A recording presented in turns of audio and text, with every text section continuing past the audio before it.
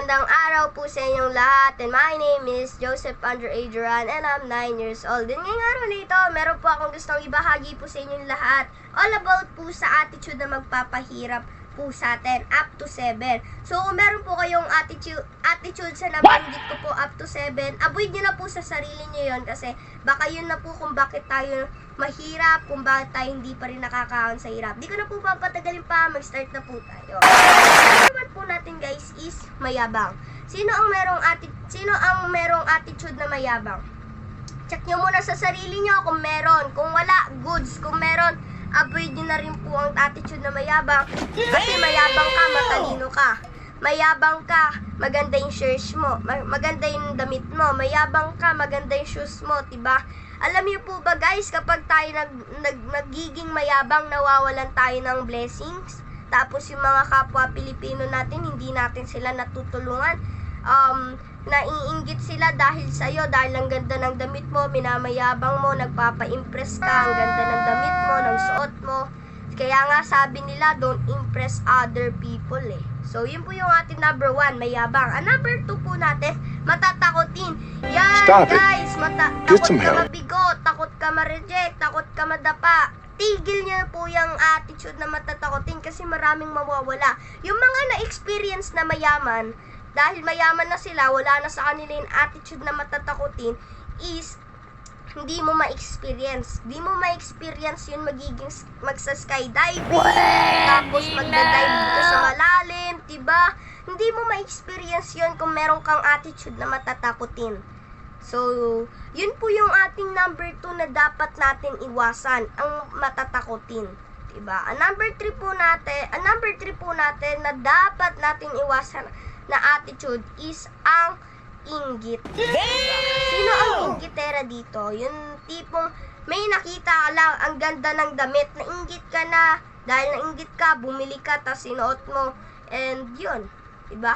Nauubos rin yung pera natin dahil dyan sa inggit na yan, dahil nainggit ka, ang ganda ng damit ng kapwa Pilipino mo, at tapos ikaw, hindi, diba? So, syempre mainggit ka, bibili ka, tapos itatry mo, diba? Na-try mo na, so wala na, diba?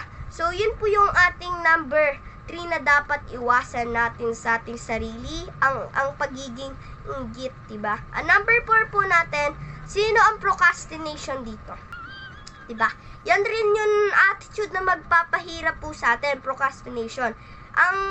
Wait lang po, ang meaning po ng procrastination is, next week na lang, next year na lang, or next month na lang. Yun po yung meaning ng procrastination. Yun, lagi ka na lang nagbubukas, or bukas, next week na lang, next month na lang. Yun yung procrastination. Kung meron pa kayong ganyang attitude, is avoid nyo na po sa sarili nyo yan. Kasi yun rin po yun kung bakit tayo naghihirap. Yung procrastination attitude na yan.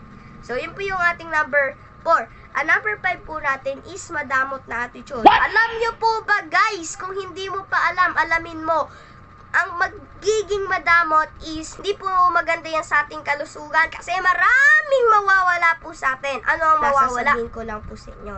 Number 1 is ito po yung mawawalan ka ng friends. Ang number 2, magiging one day poor ka. Ang number 3, mawawalan ka pa ng blessings kapag tayo ay madamot. Wala nang tutulong sa'yo. Diba? Ibig sabihin na magdamot ka, tulungan mo sila, try mo silang tulungan, magpapasaya ka pa ng takot, diba? So, yun po yung ating number 5 na iwasan natin. Yung pagiging madamot. So, yun po yung ating number 5 na iwasan. Ang number 6 po natin, sino ang laging nagsha-shopping? Ang impulsive buying attitude, diba? Bili ka ng bili, hindi mo rin nagagamit. Tatambak lang sa bahay nyo, di rin nagagamit. Nagbibili ka ng electronics items, ng mga bagay, diba? Di mo rin nagagamit. Alam niyo po ba guys, kapag tayo ay meron tayong impulsive buying na attitude, mauubos yung pera natin hanggang sa magkaroon tayo ng utang.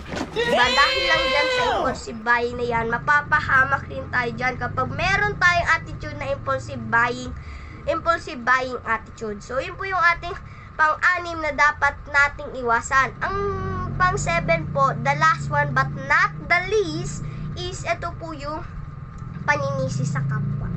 What? Guys, Wala pong taong umasenso dahil sa paninisi sa kapwa. Lagi nagsisisi. Kapag tayo ay lagi nagsisisi lagi tayo naninisi ng kapwa natin, is hindi rin po nakakatulong yun sa ating kalusugan kasi minsan napapahamak yung kapwa natin tas ikaw hindi, pero siya malungkot, ikaw masaya dahil di ka napahamak, diba? So, yun po yung ating 7 na dapat nating iwasan. So, yun lang guys. Again, my name is Joseph Andrew Adrian and 9 years old.